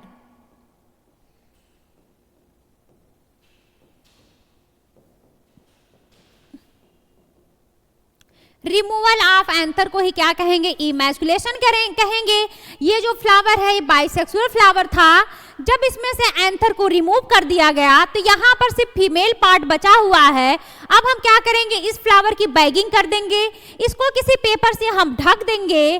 जैसे ही ये फ्लावर ये मैच्योर हो जाएगा फिर वापस इस पे क्या कर देंगे? पॉलन ग्रेन की डस्टिंग कर देंगे। ऐसे पॉलन ग्रेन जिसका हमें डिजायरेबल है, जिसके पास डिजायरेबल कैरेक्टर होंगे, उसकी हम लोग इस फ्लावर पर क्या कर देंगे? डस्टिंग कर देंगे। एंड वापस से फिर हम इसको क्या कर देते हैं? रीबैगिंग कर देते हैं, जिससे कोई अनवांटेड पॉलन ग्रेन आकर के इसको कंटामिनेट ना कर दे। तो स्टेप्स आपके कौन कौन से हैं? सबसे पहले पेरेंट्स का सिलेक्शन, फिर इसमें आपका क्या होगा कि नेक्स्ट स्टेप आपका क्या होगा? इमैस्कुलेशन, जिसमें एंथर को रिमूव करेंगे। देन थर्ड स्टेप क्या होगा? बैगिंग होगा। देन फोर्थ स्टेप क्या है? Dusting of pollen grain. Then उसके बाद हम लोग वापस से रीबैगिंग कर देते हैं। तो ये आपको क्लियर हुआ यहाँ तक? आगे बढ़े। बात करते हैं मेंडल्स के एक्सपेरिमेंट का। तो मेंडल के दो एक्सपेरिमेंट, फर्स्ट को क्या बोलते हैं उनके एक्सपेरिमेंट को, इनहेरिटेंस ऑफ वन जीन, जिसे क्या बोलते हैं मोनोहाइब्रिड क्रॉस। एंड सेकंड क्या था इनका, inheritance of two gene. Inheritance of two gene को क्या बोलते हैं, dihybrid cross. Inheritance of two gene को क्या कहेंगे, dihybrid cross. And inheritance of one gene को क्या कहते हैं, मोनोहाइब्रिड क्रॉस। अब देखिए, जो इनका इनहेरिटेंस ऑफ वन जीन था, यहां से कौन सा लॉ डेराइव हुआ, इनहेरिटेंस ऑफ वन जीन या फिर जिसे बोलते हैं मोनोहाइब्रिड क्रॉस, यहां से कौन से लॉ डेराइव हुए, तो यहां से आपका law of dominance and law of segregation derive हुए। Law of dominance and law of segregation कहां से डेराइव हुआ, मोनोहाइब्रिड क्रॉस से। मोनोहाइब्रिड क्रॉस कहते हैं इनहेरिटेंस ऑफ वन जीन, क्योंकि मोनोहाइब्रिड क्रॉस ने मेंडल ने वन जीन लेकर के अपना एक्सपेरिमेंट किया था। नेक्स्ट हम लोग बात करते हैं inheritance of two gene. Inheritance of two gene क्यों कहते हैं, जब मेंडल ने दो जीन लेकर एक्सपेरिमेंट किए, इस वजह से इन्हें क्या बोलते हैं, इनहेरिटेंस ऑफ टू जीन, जिन्हें क्या बोला गया, डाई हाइब्रिड क्रॉस। एंड इससे कौन सा लॉ डेराइव होता है, तो इससे थर्ड लॉ डेराइव होता है, लॉ ऑफ इंडिपेंडेंट असॉर्टमेंट। तो हम लोग यहाँ पर पढ़ेंगे monohybrid cross, dihybrid cross and जो मेंडल के तीन लॉ थे, कौन कौन सा, law of dominance, law of segregation and law of independent assortment. आगे बढ़े, क्लियर है यहाँ तक, ठीक है। अब हम लोग नेक्स्ट बात करते हैं सबसे पहला एक्सपेरिमेंट इनका, जिसका नाम है मोनोहाइब्रिड क्रॉस। मोनोहाइब्रिड क्रॉस को क्या कहते हैं, inheritance of one gene. Monohybrid cross को क्या कहते हैं, इनहेरिटेंस ऑफ वन जीन।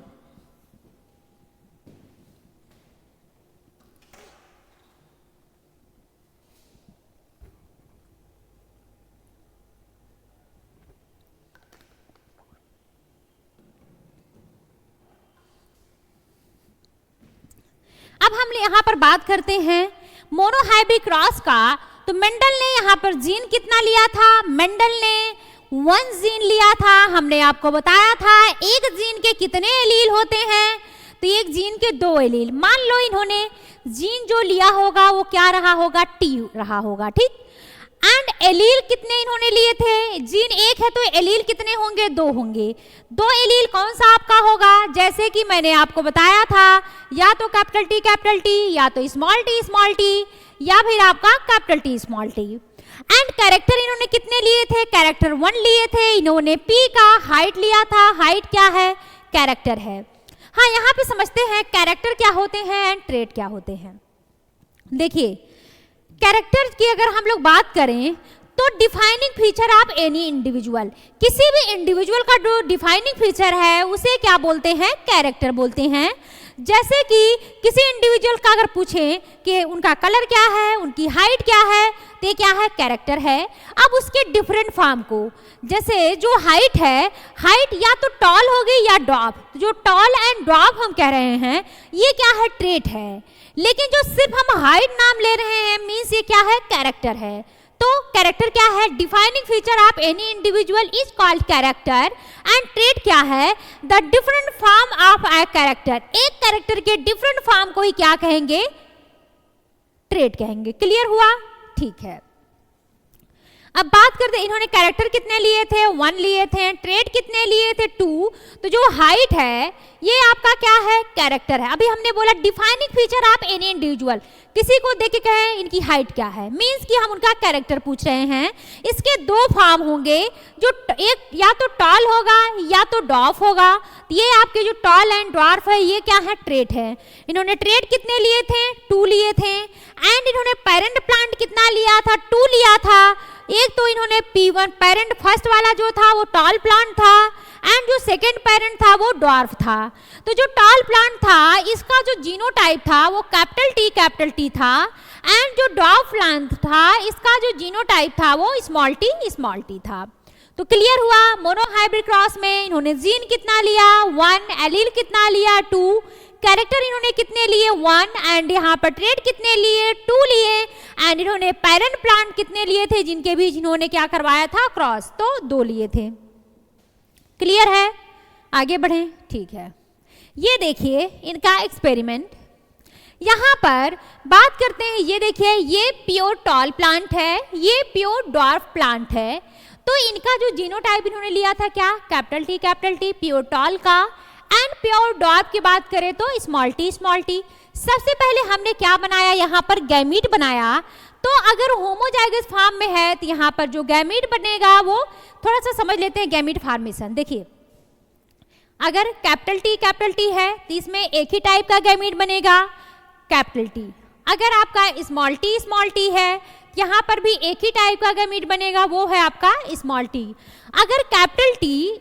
अगर आपका कैपिटल टी स्मॉल टी है तो यहाँ पर 2 टाइप के गैमीट बनेंगे, एक तो कैपिटल टी बनेगा और दूसरा स्मॉल टी। ये गैमीट फॉर्मेशन है। ऐसे ही अगर कैपिटल आर है तो यहाँ पर कौन से टाइप का गैमीट बनेगा, तो आर टाइप का बनेगा।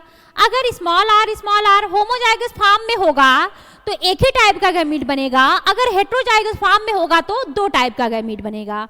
और अगर स्मॉल आर है तो यहाँ पर जो गैमीट बनेगा वो आर बनेगा। कैपिटल आर स्मॉल आर है तो यहाँ पर 2 टाइप का गैमीट बनेगा आपका, कौन कौन सा, capital R and small R. तो ये है आपका गैमीट फॉर्मेशन किस तरह से करते हैं। तो यहाँ पर जो प्योर टॉल प्लांट है तो यहाँ पर देखिए कैपिटल टी है, तो यहाँ पर ये होमोजाइगस फॉर्म में है तो यहाँ पर जो गैमीट बनेगा वो कैपिटल टी बनेगा। यहाँ पर देखिए ये प्योर डॉर्फ है, स्मॉल टी है, ये भी होमोजाइगस फॉर्म में है तो यहाँ पर भी एक ही टाइप का गैमीट बनेगा, वो क्या है, स्मॉल टी। अब यहाँ पर गैमीट बन चुके हैं, अब हम क्या इनके बीच में क्या करवा देंगे, क्रॉस करवा देंगे। इनके बीच में हमने करवा दिया है क्रॉस। आफ्टर क्रॉस यहाँ पर जो बनकर आया कैपिटल टी स्मॉल टी है, जो कि हमको कैसा दिख रहा है, ये हाइब्रिड टॉल है। देखिए ये तो प्योर टॉल है बट ये हाइब्रिड टॉल है। बट फिनोटाइप अगर हम लोग जीनोटाइप ना देखें, सिर्फ फिनोटाइप देखें तो F1 जनरेशन अपने पेरेंट से रिजम्बल कर रहा है। F1 जनरेशन अपने एक पेरेंट से रिजम्बल कर रहा है अगर हम फिनोटाइप को देखें। अब देखिए यहाँ पर ये जो आपका बनकर आया है कैपिटल टी स्मॉल टी, यही आपका क्या है, F1 जनरेशन। यही आपका क्या है, F1 जनरेशन। अब देखिए अब F1 जनरेशन की अगर हम लोग बात करें, इसका सिर्फ फिनोटाइप देखें तो ये अपने पेरेंट से रिजम्बल कर रहा है, अपने पेरेंट से रिजम्बल कर रहा है। अगर F1 जनरेशन का जीनोटाइप देखें तो क्या अपने पेरेंट से रिजम्बल कर रहा है, नहीं कर रहा है, क्योंकि इसका जीनोटाइप कैसा है, कैपिटल टी स्मॉल टी। क्या इसके इस वाले पेरेंट का जो जीन है और इसका जीन क्या मिल रहे हैं, नहीं मिल रहे हैं। ये होमोजाइगस फॉर्म में है और ये हेटेरोजाइगस फॉर्म में है, तो ये रिजम्बल नहीं कर रहा है। क्या ये अपने इस पेरेंट से रिजम्बल कर रहा है, नहीं कर रहा है। तो अगर F1 जनरेशन का फिनोटाइप की बात करें तो अपने पेरेंट से रिजम्बल करता है, बट F1 जनरेशन का जीनोटाइप अपने पेरेंट से रिजम्बल नहीं करता है। क्लियर हुआ। फिर अब हम क्या करते हैं, इनकी सेल्फिंग, ये जो capital T small T F1 generation आया है इसकी सेल्फिंग करवा देते हैं। इसी के जेनेटिक मेकअप का एक और प्लांट लेंगे और उनके बीच में क्रॉस करवा देंगे। अब देखिए एक प्लांट का कैपिटल टी स्मॉल टी, दूसरे वाले का भी कैपिटल टी स्मॉल टी हमने लिया। अब इनमें भी हम बना लेंगे गैमीट। हमने आपको बताया अगर हेटेरोजाइगस फॉर्म में एलील हैं उस केस में हम यहाँ पर आपको 2 टाइप का गैमीट बनाना यहाँ पहले बता चुके हैं। ये हेटेरोजाइगस फॉर्म में है तो यहाँ पर 2 टाइप का गैमीट बनेगा, आपका first one capital T and second one आपका स्मॉल टी। वैसे ही इसमें भी आपका बन जाएगा first one capital T and second one small T. यहाँ भी हमने दोनों के गैमीट बना लिए। अब इनका आपस में क्रॉस करवा देंगे। हमने ये जो यहाँ पर बना रखा है ये क्या है, आपका पुनेट स्क्वायर है। हमने इसमें इस वाले रो में मेल गैमीट को लिख लिया और इस वाले रो में फीमेल गैमीट का। हमने ये जो गैमीट बनाए, मान लीजिए इस एक प्लांट को हम क्या मान लेते हैं, इसे मेल मान लेते हैं, और इस दूसरे वाले प्लांट को हम क्या मान लें, इसे फीमेल मान लें। तो देखिए अब जो मेल गैमीट बना हुआ है इसको इस रो में रख देते हैं, जो फीमेल गैमीट हमने ये बना लिया है इसको इस रो में रख देते हैं। अब हमने मेल गैमीट इसमें रखा कैपिटल टी एंड इसमें आपका रख दिया स्मॉल टी, एंड इस फीमेल में भी हमने इस वाले गैमीट को यहाँ पर रखा कैपिटल टी और इस स्मॉल टी को यहाँ रख दिया। अब इनका आपस में क्रॉस कैसे करवाएंगे? हमने इसका क्रॉस इसके साथ करवाया तो आपका क्या बन गया, देखिए बस जुड़ करके बस यही हम लिख दे रहे हैं। इसका इसके साथ क्रॉस करवाया तो कैपिटल टी, इसका इसके साथ क्रॉस करवाया तो कैपिटल टी स्मॉल टी, फिर हमने इसका इसके साथ क्रॉस करवाया तो कैपिटल टी स्मॉल टी, फिर इसका हमने इसके साथ क्रॉस करवाया तो स्मॉल टी। तो हमको ये 4 इंडिविजुअल यहाँ पर मिल गए हैं। देखिए यहाँ पर जीनोटाइप कैपिटल टी है, दोनों एलील यहाँ पर डोमिनेंट फॉर्म में है, यहाँ पर डोमिनेंट कैरेक्टर एक्सप्रेस होगा तो ये टॉल होगा। यहाँ पर देखिए कैपिटल टी स्मॉल टी है तो ये आपका कैसा है, यहाँ पर दोनों एलील में से एक एलील डोमिनेंट फॉर्म में है तो यहाँ पर भी डोमिनेंट कैरेक्टर एक्सप्रेस होगा तो आपका ये भी कैसा होगा, टॉल होगा। यहाँ पर देखिए कैपिटल टी स्मॉल टी है, इनमें से भी एक एलील डोमिनेंट फॉर्म में है तो यहाँ भी डोमिनेंट ट्रेट एक्सप्रेस होगा तो ये भी कैसा होगा, टॉल होगा। यहाँ पर दोनों एलील स्मॉल टी है, दोनों रिसेसिव फॉर्म में है तो यहाँ पर रिसेसिव ट्रेट एक्सप्रेस होगा तो कैसा हो जाएगा, ये ड्रॉप हो जाएगा। अब ये जो आपका बनकर आया है ये क्या है, आपका F2 जनरेशन। ये जो पूरा आपका स्क्वायर बनकर आया है ये आपका F2 जनरेशन है। एंड ये देखिए ये जो इसका और इसका क्रॉस करवाया गया इसे ही क्या बोलते हैं, सेल्फिंग बोल देते हैं। गैमीट देखिए इनके बन गए हैं, ये अपना अलग अलग हमने आपको बता दिया। एंड F2 जनरेशन में आपको 4 इंडिविजुअल यहाँ पर मिले हैं। अब यहाँ पर हम लोग बात करते हैं F2 जनरेशन में फिनोटिपिक एंड जीनोटिपिक के रेशियो का। बात करते हैं फिनोटिपिक रेशियो का, तो देखिए यहाँ पर फिनोटिपिक में आपका कितने टॉल हैं, फिनोटाइप बोले तो एक्सटर्नल अपीयरेंस के बेसिस पर, बस बाहर से देखकर, जेनेटिक मेकअप नहीं देखेंगे। फिनोटाइप में बाहर से देखकर बहुत सारे प्लांट हैं, उसमें हम बाहर से बहुत सारे क्या 4 प्लांट है, बाहर से देखकर हमको लग रहा है ये वाला प्लांट टॉल है, ये भी टॉल है, ये भी टॉल है, तो 3 प्लांट हमको टॉल दिख रहे हैं, 1 प्लांट हमको डॉप दिख रहा है। तो फिनोटिपिक रेशियो यहाँ पर कितना आ जाएगा, तो 3:1 का आ जाएगा, 3 टॉल एंड 1 डॉप। देन रेशियो आपका फिनोटिपिक क्या आ जाएगा यहाँ पर, 3:1 का। अब देखिए अब हम यहाँ पर जीनोटिपिक रेशियो देखेंगे। जीनोटिपिक में क्या, हम जेनेटिक मेकअप देखेंगे, मीन्स ये जो टी वगैरह है इन सब की हम बात कर रहे हैं। तो जेनेटिक मेकअप के बेसिस पर तो कैपिटल इन 4 प्लांट में कैपिटल टी हमको कितने वाले प्लांट में दिख रहा है, कैपिटल टी का इन चारों में से सिर्फ एक ही इंडिविजुअल है, तो 1 आपका क्या आ गया, कैपिटल टी मतलब प्योर टॉल वाला होगा। And capital T small T के कितने इंडिविजुअल यहाँ पर हैं, तो 1 2 इंडिविजुअल हैं, तो यहाँ पर हेट्रोजाइगस या हाइब्रिड टॉल कितने हो गए आपके, 2 हो गए। एंड स्मॉल टी जो है ये आपको प्योर डॉप है, ये भी एक ही दिख रहा है, तो 1 आपका प्योर डॉप हो गया। अब जीनोटिपिक रेशियो देखिए आपका 1:2:1 का हो जाएगा। क्लियर हुआ आपका मोनोहाइब्रिड क्रॉस क्या है, ठीक है आगे बढ़े। अब इससे रिलेटेड यहाँ पर कुछ क्वेश्चंस हैं, जैसे देखिए रिजल्ट्स क्या है मोनोहाइब्रिड क्रॉस के, बात करते हैं। ये देखिए जो भी हम लेकर चल रहे हैं F2 जनरेशन के बेसिस पर, F1 जनरेशन तो हम आपको पहले ही बता चुके हैं, ठीक, और उसमें ज़्यादा कुछ है नहीं, कॉम्प्लिकेशन आप लोग कर सकते हैं। बात करते हैं F2 जनरेशन का, तो ये जो रिजल्ट भी यहाँ पर दिखाया गया है F2 जनरेशन के बेसिस पर, F2 जनरेशन में आपका यही तो 3 आपको टॉल मिले थे और 1 डॉप मिला था।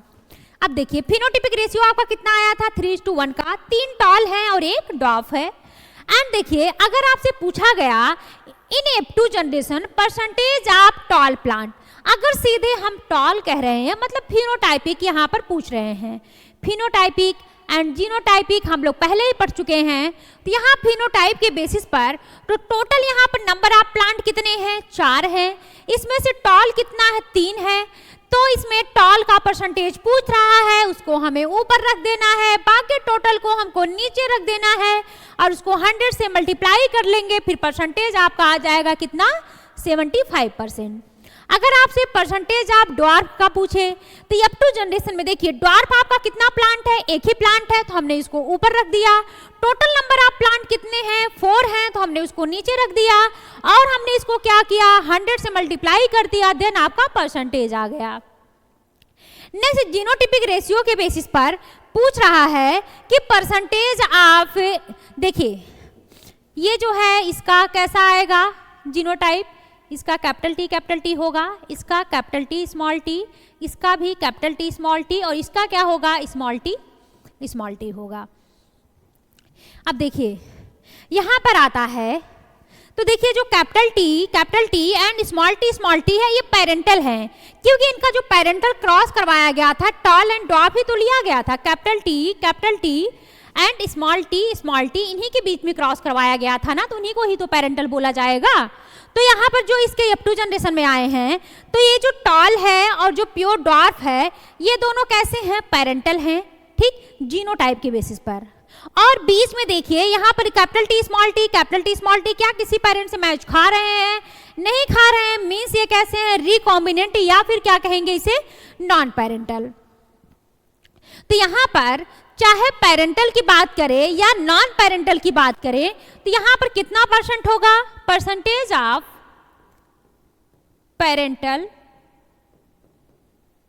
और नॉन पेरेंटल कितने होंगे यहाँ पर, परसेंटेज आप चाहे पेरेंटल की बात करें या नॉन पेरेंटल की बात करें तो 2/4 इंटू 100 तो आपके कितने आ जाएंगे, 50%। 50% कैसे होंगे, पेरेंटल होंगे, एंड 50% कैसे होंगे, नॉन पेरेंटल होंगे। क्लियर हुआ, आगे बढ़े, ठीक है। यहाँ पर है, थोड़ा सा देख लेते हैं, आप लोग पढ़ चुके हैं, थोड़ा रीड कर लेते हैं। ग्रेगर जॉन मेंडल को ही क्या बोलते हैं, फादर ऑफ जेनेटिक्स बोलते हैं। इनका बर्थ कहाँ पर हुआ था, ऑस्ट्रिया के मॉन्क में हुआ था। इन्होंने एक्सपेरिमेंट कहाँ पर किए थे, पी प्लांट पर किए थे, एंड इन्होंने क्या हेरिडिटी के कॉन्सेप्ट को समझाया था। एंड लॉ ऑफ डोमिनेंस की बात करें, ये बेस्ड किस पर था, मोनोहाइब्रिड क्रॉस पर, आप लोग पढ़ चुके हैं। And जो law state that in a heterozygous condition the allele whose characters are expressed over the other allele means कि अगर heterozygous condition में है तो जो उसका dominant allele होगा उसी के basis पर जो character है वो express होंगे, तो उसे क्या बोलेंगे, dominant allele। and characters of this dominant allele called the dominant character that appear in F1 generation are called dominant character। F1 generation में जो कैरेक्टर हमको देखने को मिलता है वो डोमिनेंट एलील के बेसिस पर मिलता है, इस वजह से इसे क्या बोलते हैं, डोमिनेंट कैरेक्टर।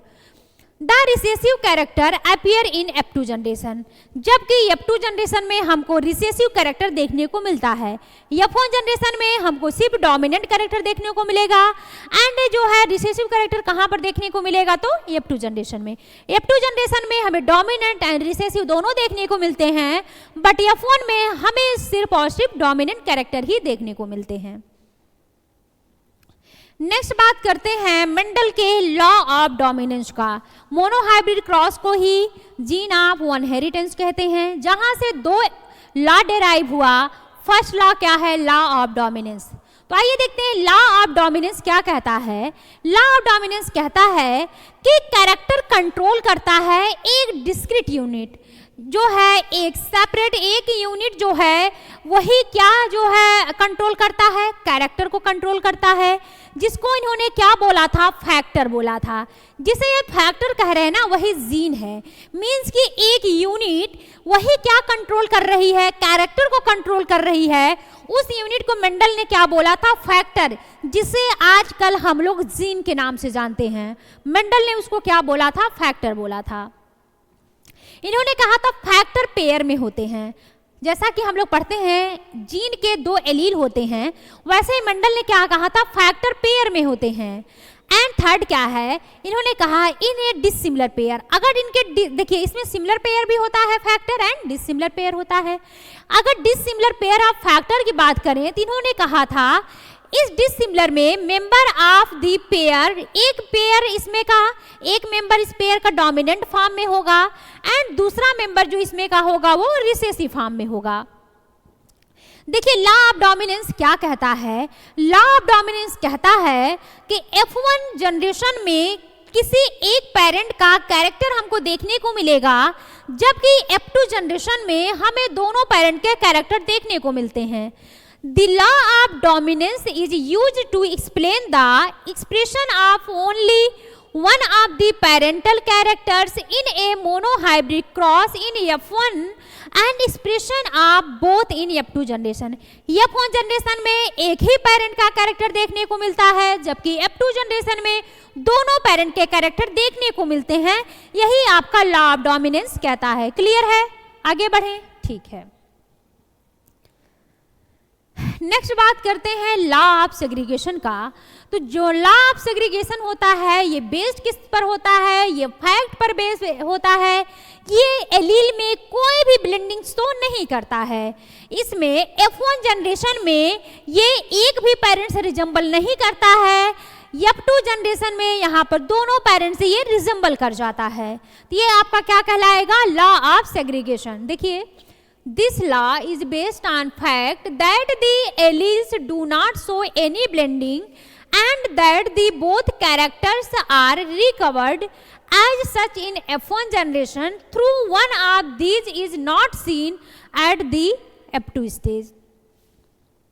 देखिए यहाँ पर क्या है, यहाँ पर थोड़ा सा करेक्ट कर लेते हैं।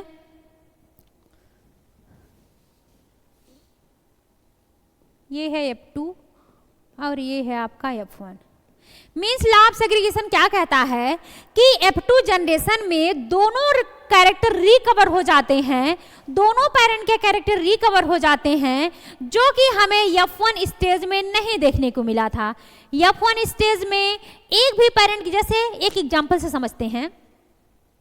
जैसे मान लीजिए एक प्लांट लिया गया, वो कैसा था? कैपिटल टी था, इसको आर से डिनोट करते हैं। मान लीजिए एक फ्लावर का कलर लिया गया, ये कैपिटल आर है, और एक जो है ये रेड था, और एक लिया गया स्मॉल आर जो कि कैसा था? व्हाइट था।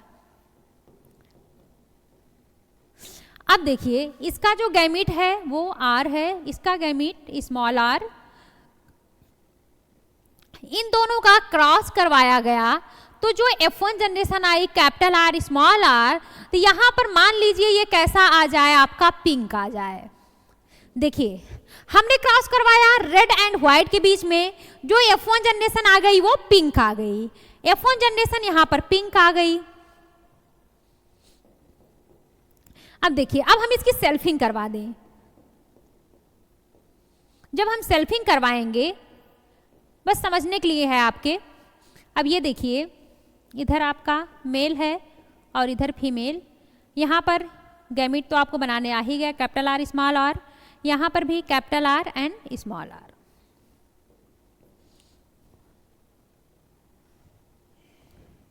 ये देखिए इसका इसके साथ कैपिटल आर, इसका इसके साथ कैपिटल आर स्मॉल आर, इसका इसके साथ कैपिटल आर स्मॉल आर, इसका इसके साथ स्मॉल आर।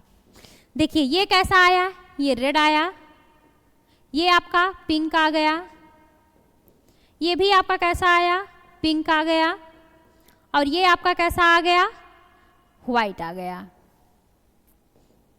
देखिए लॉ ऑफ सेग्रीगेशन यही कहता है कि बोथ कैरेक्टर रिकवर, मीन्स ये दोनों कैरेक्टर रिकवर हो जाएंगे इस F2 जनरेशन में, जो कि F1 में हमको देखने को नहीं मिला था। F1 को पिंक आ गया था, हमको दोनों कैरेक्टर नहीं देखने को मिला, लेकिन दोनों कैरेक्टर रिकवर हो गए किसमें? F2 जनरेशन में। यही कह रहा है आपका लॉ ऑफ सेग्रीगेशन। क्लियर हुआ कि F1 जनरेशन में हमको जो कैरेक्टर नहीं देखने को मिल रहे हैं, तो वो दोनों कैरेक्टर कहाँ रिकवर हो गए? F2 जनरेशन में। अब हम लोग पढ़ने जा रहे हैं डाई हाइब्रिड क्रॉस।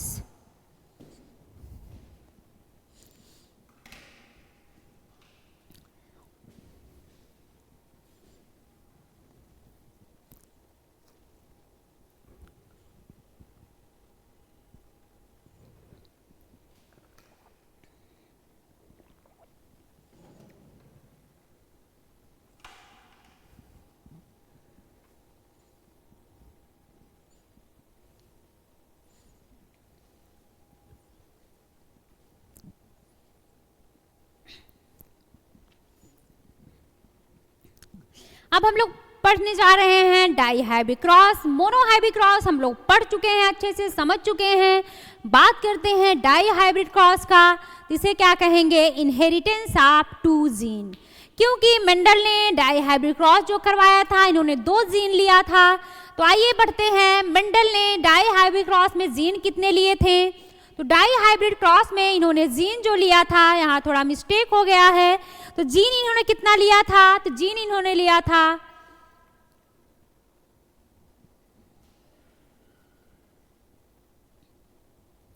मेंडल ने जीन कितने लिए बेटा,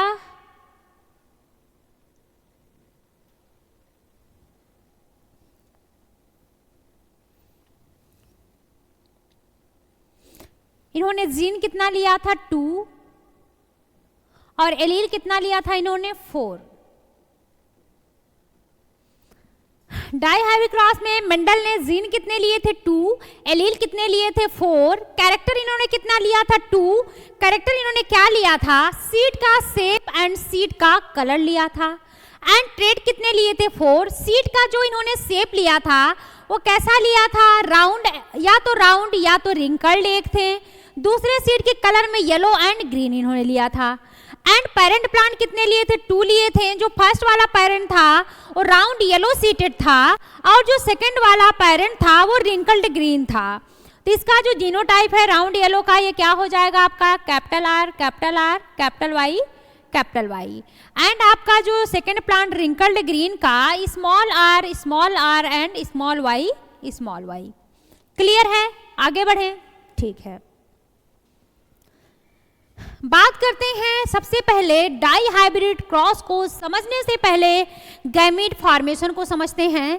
देखिए, टाइप्स ऑफ गैमीट जो प्रोड्यूस होता है किसी भी इंडिविजुअल में, उसके लिए यहाँ पर फार्मूला है कि number of gametes equal to 2 की पावर n। देखिए, जो n है ये किसे डिनोट करता है, नंबर ऑफ हेट्रोजाइगस कैरेक्टर को। n हम सिर्फ हेट्रोजाइगस का नंबर रखेंगे, आपको नंबर ऑफ गैमीट पता चल जाएगा। यहाँ पर देखिए कैपिटल टी है, यहाँ पर 2 की पावर n, तो यहाँ पर हेट्रोजाइगस का आपको दिख रहा है नहीं, ये आपको होमोजाइगस फॉर्म में है, तो यहाँ पर हेट्रोजाइगस 0 हो जाएगा।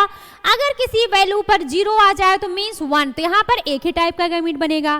तो अगर कैपिटल ए है तो एक गैमीट ए होगा, कैपिटल आर है तो गैमीट क्या होगा आपका, कैपिटल आर होगा। ऐसे ही देखिए यहाँ पर भी स्मॉल टी है, 2 की पावर n की जगह आपने क्या रखा, क्योंकि ये होमोजाइगस फॉर्म है, हेट्रोजाइगस फॉर्म यहाँ पर 0 है तो हमने 2 की पावर 0 रख दिया। यहाँ पर भी एक ही टाइप का गैमीट देखने को मिलेगा, वो कौन सा टाइप का होगा, स्मॉल टी टाइप का। जैसे कैपिटल ए है तो इसका गैमीट स्मॉल ए हो जाएगा, अगर स्मॉल आर है तो इसका गैमीट स्मॉल आर हो जाएगा। अब यहाँ पर देखिए कैपिटल ए एक पेयर ये है, एक पेयर ये है, क्या इन दोनों में से हेट्रोजाइगस फॉर्म का कोई पेयर आपको दिख रहा है, नहीं दिख रहा है, मीन्स यहाँ भी n की वैल्यू क्या हो जाएगी, 0 हो जाएगी। तो यहाँ पर भी हमको कितने टाइप का गैमीट देखने को मिलेगा, एक ही टाइप का गैमीट देखने को मिलेगा, वो भी कौन से टाइप का, ए बी टाइप का। अब देखिए यहाँ पर ए बी टाइप का गैमीट देखने को मिलेगा, तो आपका कैपिटल वाई है, तो यहाँ पर कैपिटल वाई टाइप का देखने को मिलेगा। वैसे ही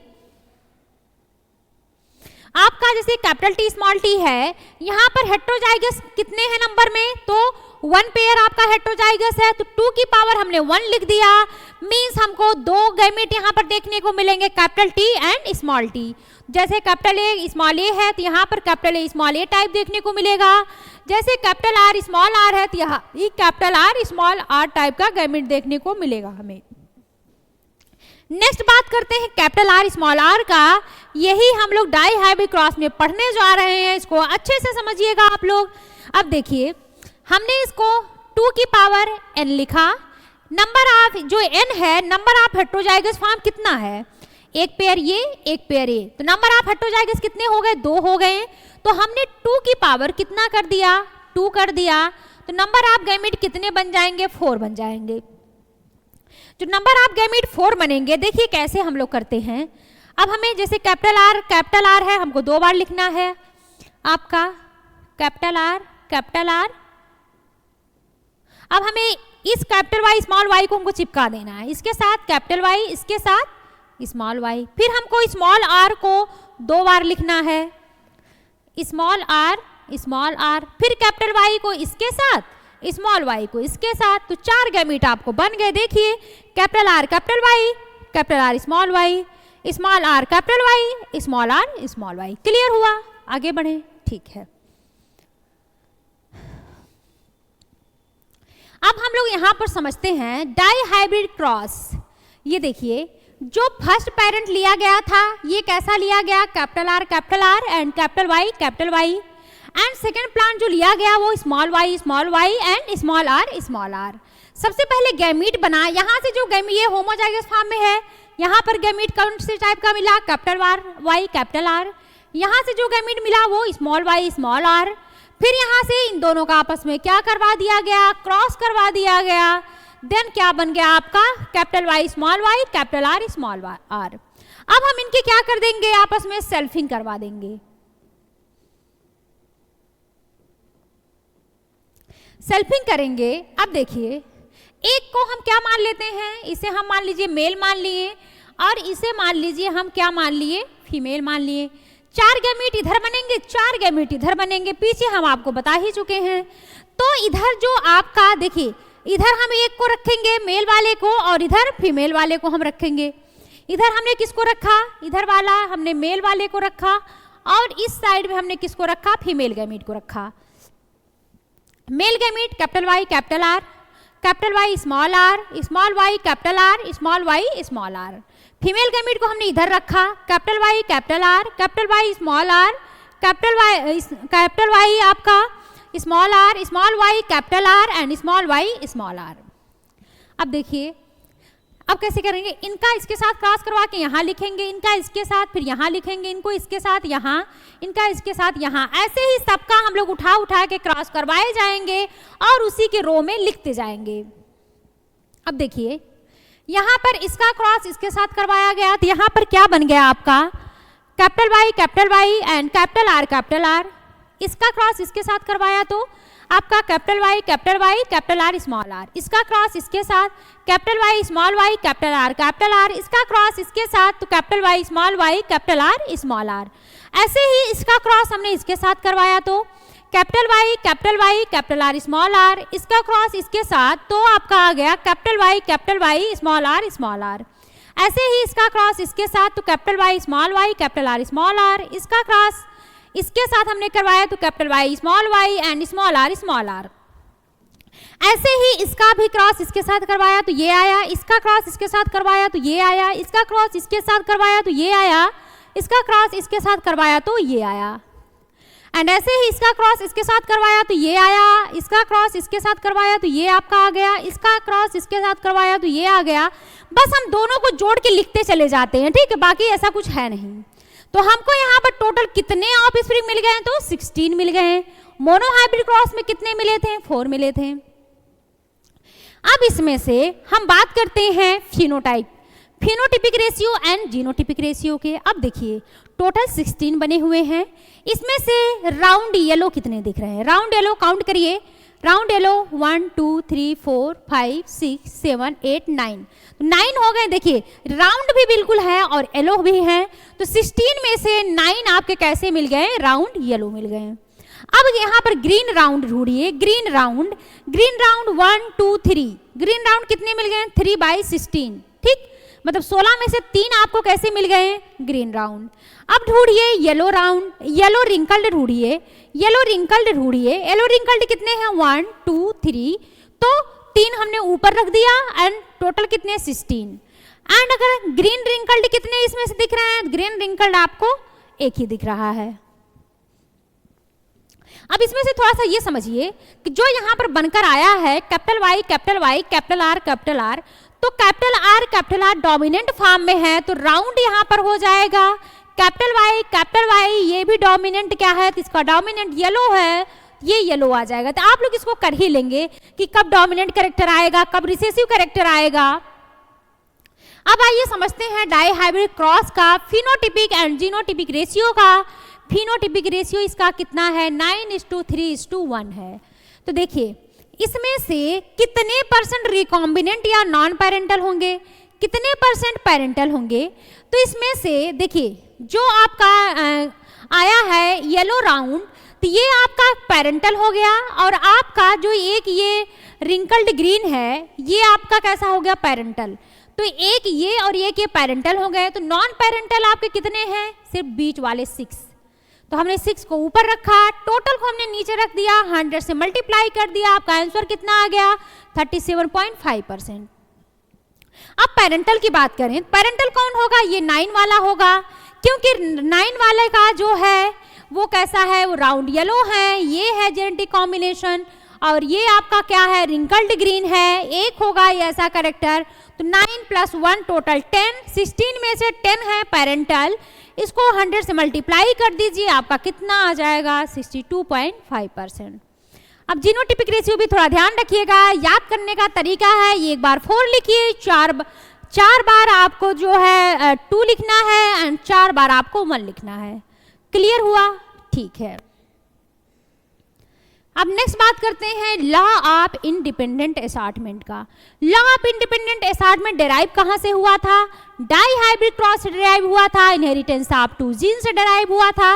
ये क्या कहता है, ये कहता है जो 1 पेयर ऑफ जीन है वो इंडिपेंडेंट होता है अदर पेयर ऑफ जीन से, ये इंडिपेंडेंट होता है अदर पेयर ऑफ जीन से। जैसे कि डाई हाइब्रिड क्रॉस में क्या क्या लिया गया था, आप लोगों ने देखा था, जो दोनों कैरेक्टर थे वो एक दूसरे से अलग थे, तो वही कह रहा है कि law of independent assortment that the inheritance of 1 pair of gene is independent of the inheritance of another pair of gene. Clear हुआ यहाँ तक, ठीक है। नेक्स्ट बात करते हैं सेक्स डिटर्मिनेशन का। तो आइए देखते हैं सेक्स डिटर्मिनेशन क्या है। Sex determination is a process by which the sex of the an organism is determined. Sex determination वह प्रोसेस है जिसमें किसी भी ऑर्गेनिज्म के सेक्स को डिटरमाइन करते हैं। अगर हम बात करते हैं टाइप ऑफ क्रोमोसोम का, तो 2 टाइप का होगा, फर्स्ट वन ऑटोसोम होते हैं, सेकेंड वन सेक्स क्रोमोसोम। बात करते हैं मेल एंड फीमेल का, अगर मेल इंडिविजुअल है तो इसमें क्रोमोसोम क्या होते हैं, 44 + X and Y, and female का जो होता है वो 44 + X एंड X। देखिए इसमें से जो भी ऑर्गेनिज्म होते हैं, जो ह्यूमन बीइंग होते हैं, उनमें टोटल नंबर ऑफ क्रोमोसोम कितने होते हैं, 46 होते हैं। तो मेल अगर है तो 44 जो होंगे ये सेम होते हैं, ऑटोसोम मेल एंड फीमेल दोनों में सेम होते हैं, चेंज हमको सिर्फ सेक्स क्रोमोसोम में देखने को मिलता है। अब देखिए 44 जो है वो ऑटोसोम है, एंड फीमेल में भी 44 ऑटोसोम है, मेल एंड फीमेल दोनों में ऑटोसोम सेम होंगे, एंड जो XY मेल का है ये क्रोमोसोम आपको चेंज देखने को मिल रहा है, जबकि फीमेल में जो सेक्स क्रोमोसोम है वो XX है, एंड मेल में जो सेक्स क्रोमोसोम है वो XY है। तो समझ में आया, ये वाले जो हैं ये क्या है, ऑटोसोम है, और ये जो हैं ये क्या है, सेक्स क्रोमोसोम। तो ऑटोसोम मेल एंड फीमेल दोनों में सेम होते हैं, बट सेक्स क्रोमोसोम अलग अलग होते हैं। मेल में जो सेक्स क्रोमोसोम होता है वो XY होता है, एंड फीमेल में जो सेक्स क्रोमोसोम होता है वो XX होता है। ये देखिए, जैसे मान लीजिए कि ये फादर है, ये मदर है, फादर का जो क्रोमोसोम है वो XY है, मदर का जो सेक्स क्रोमोसोम है वो XX है। जब दोनों का क्रॉस करवाया गया तो इसमें देखिए अगर XX आ रहा है तो डॉटर होगा, XY आ रहा है तो सन होगा, अगर XX आ रहा है तो डॉटर और XY है तो सन। तो 50% जो भी ऑफस्प्रिंग जो न्यू इंडिविजुअल बनेगा उसमें 50% चांस होगा कि वो डॉटर बनेगी, एंड 50% चांस होगा कि वो क्या बनेगी, सन बनेगी। तो क्लियर है यहाँ पर आपको, ठीक है। लॉ ऑफ सेग्रीगेशन क्या कहता है, state that every individual possess 2 allele and only 1 allele passed on the offspring. ये सब हम लोग पीछे देख चुके हैं। लॉ ऑफ इंडिपेंडेंट असॉर्टमेंट भी हम लोग पीछे पढ़ चुके हैं कि इसमें से जो inheritance of 1 pair of gene है दूसरे पेयर ऑफ जीन पर डिपेंड नहीं करता है। ह्यूमन बीइंग में जो है जो जीन्स होते हैं वो इनहेरिटेड होते हैं, कहाँ से, जो क्या जो जीन्स होते हैं वो कहाँ लोकेटेड होते हैं, डीएनए पर लोकेटेड होते हैं, जो कि एक पेरेंट से दूसरे पेरेंट में ट्रांसमिट होते हैं। अगर ह्यूमन में XX जो है वो फीमेल होता है, फीमेल सेक्स क्रोमोसोम, और XY जो होता है वो मेल सेक्स क्रोमोसोम होता है। तो हमारा हेरिडिटी चैप्टर कंप्लीट हो चुका है। अब हम आपके लिए लेकर आने वाले हैं PYQ के भी क्वेश्चंस, तो आप लोग इसको अच्छे से देख लीजिएगा जिससे आप लोग क्वेश्चन को अच्छे से कर पाएं। तो इस तरह के वीडियो देखने के लिए हमारे चैनल को सब्सक्राइब, लाइक एंड शेयर कीजिए। Thank you.